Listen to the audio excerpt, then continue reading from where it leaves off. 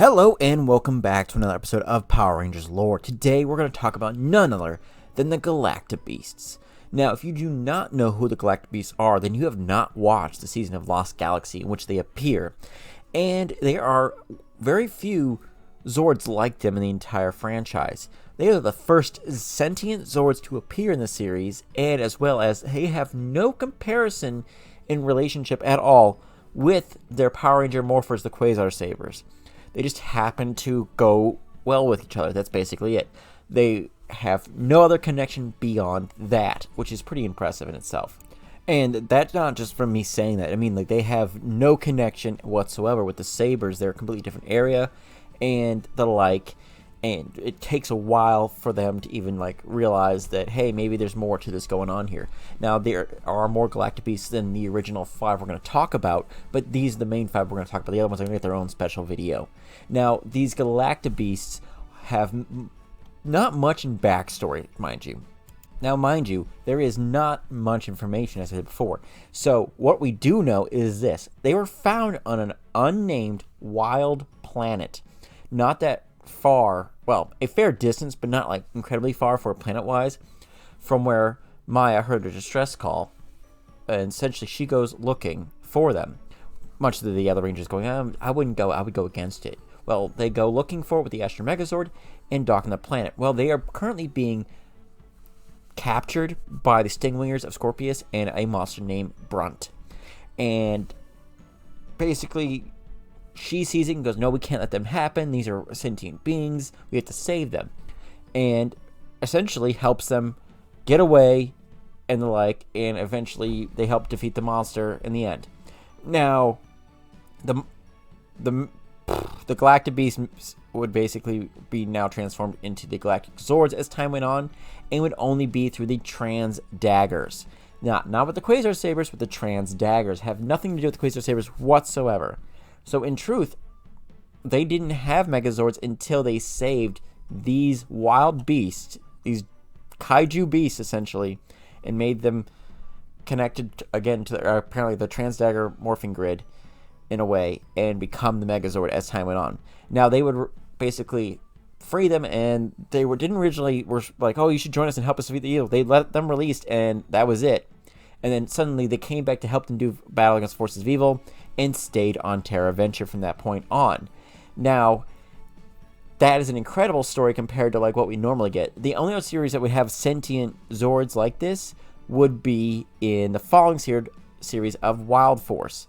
Now, in that one, they are all connected, and they are connected to the Power Rangers themselves because they have the little marble pieces with them. So that's much different from this one. These guys weren't even supposed to be Zords in truth, or if they were, they're like their own bio Zords, and they didn't care. It's not connected to these Power Rangers at all. They could be anyone's Zords in truth if you save them, and they'd be like, oh yeah, we'll work together. So that's a pretty impressive story for the Galactabeasts, and a very different story. And unlike most Zords, they're not destroyed in the end. They just basically are just chilling out. They're probably still on Meridian, just chilling out with the Galactic Rangers and the people there of Terra Venture. So let's go into more, like, which of these Zords is there? Are there? Wow. Ugh, bad English there, guys. So the first one up is the Lion Galactic Beast. Now, it has two forms like all these ones. It has its Lion Galactic Zord form and its Lion Galactic Beast form. One is more rock and feral looking in many ways, while the other one is sleek and robotic in its appearances. And it would basically be there with Leo the entire time. Now, the only other connection that they were supposed to be together was the fact that their helmet design, it looks like essentially his helmet that is the Lion Galactabeast's head there. But that's it. That's the only connection at all. We don't know why that happened that way. It's just, that's what the only explanation is, like, hey, yeah, this is what it's supposed to be. Now, when it's controlled by Leo, it has the power to fire blast, essentially. It forms like big gouts of flames and forms the head and torso of the Megazord. Now, it was not seen again after the series, and even in Forever Red, when he was called back to do battle on the moon against Serpentera, he wasn't called upon. They probably didn't think it was necessary. And also, when they got to the point where the Serpentera was going to be unleashed, I don't think that Zord would have been able to help, in truth. Now, the next one up here is the Condor Galactic Beast. And I don't know why they call it the Condor Galactic Beast. I basically looks like a looks less like a condor or like a wyvern type of thing. Like, it looks like a kaiju straight from something Godzilla would fight here. So it's got its two forms just like the other one. One has more metallic look, and the other one looks basically straight from, like, this beast should be fighting against Godzilla or fighting with Godzilla. The only thing that gives it more of a condor was its long neck and its beak, but condors don't have arms and legs like this. So, you know, hey. Now, it's able to create massive tornadoes, and it forms the back mount of the wings and waist, and can disengage its legs to become a missile crossbow. So that's pretty cool. Now, the next one up is the Gorilla Galactabeasts, and there's not much of a difference here in its form changes here, besides looking more metallic. He looks like original Donkey Kong, in truth to me, just a little bit darker fur. And he has the power to fire jets of water. I don't want to know where out of, mind you. Yikes. He forms the hips and the legs. The next one up is going to be the Wolf Galactic Beast. And this is the first time the wolf would be yellow, I do believe. Every time else has been like blue or purple in some fashion. This one is now yellow and is the ability to blast lightning out and forms the left arm. Now, big differences here. This one has, when it's more animalistic form, it has much bigger side ears and the like. It definitely doesn't look like a normal wolf. Also, if you look at its back legs, it's like a human. You can definitely see the human features crouching in there. They didn't really design this well for the back end. And if you look at the Zord, it definitely has its back legs are extended like a normal animal's should be.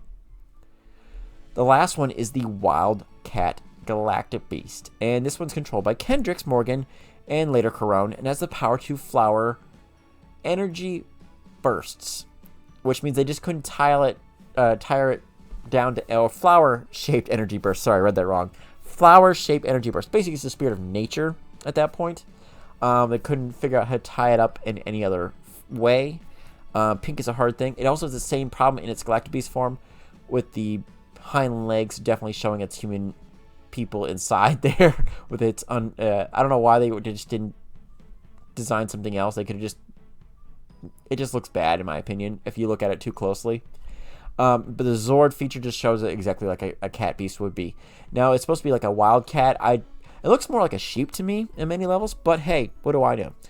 Now these all form up to make. Oh, and this one, sorry, takes the right arm. Now these all form up to form the greatest figure there is for the thing, which is the Galaxy Megazord, which would then get powered up even further to the Lights of Orion, or the Orion Galaxy Megazord, when it's powered up by the Lights of Orion, which is another thing entirely. Now, what's pretty interesting also by this Megazord here in the model community, so they're all still sentient things, so they're sentient Megazord all combined together. They don't have a team cockpit at all. They're individual cockpits still inside their own Megazord, which is actually still pretty cool. So they're still inside each individual thing, so when they get blasted, it doesn't make any sense why they suddenly all separate. Also, the fact here that that they have other Galactabeasts that is connected on there eventually. We don't know their full connection, if there is any other connection besides them, but just having another planet, or they were pulled off that planet already. So you never know what's going to be for the future. Let me know what you guys think. I actually like the designs. I like the fact that these are fully sentient creatures before they were Megazords. They weren't just like, oh yeah, we found the bones of a Tyrannosaurus Rex, and so we decided we made that out of that, or we found something. Like nowadays, they just go, oh yeah, if you're a Power Ranger, you have to have a Megazord. So they'll be able to round that same thing. So these guys, they didn't have a Megazord until they saved these guys, and they took a whole episode of saving them and made them decide that they wanted to help the Rangers from the forces against evil, fight the forces of evil. Well, thank you guys. May the power protect you always. Make sure to like, comment, and subscribe, and I'll see you guys soon with another video.